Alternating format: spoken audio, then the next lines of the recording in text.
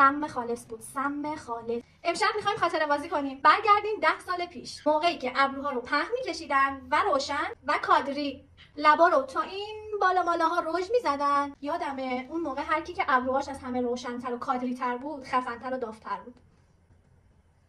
ببین کلا یه طوری بود میکاپای اون موقع که مثلا اگر سنت 20 سالت بود انگاری مثلا 30 سالته. یه دونه از این آکوا همیشه همراه بود.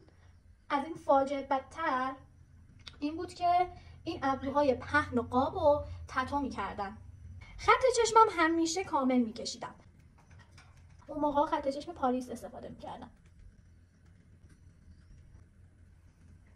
یه خط خیلی مشخص مینداختیم که ما موقع میزدیم سنگی بود و آکوا بود. حتما باید پدتو خیس میکردی و بعد میزدی روی پنکیک، بعد میزدی رو صورتت. خط لبو همیشه 2 سانت اختلاف با لب میکشیدیم.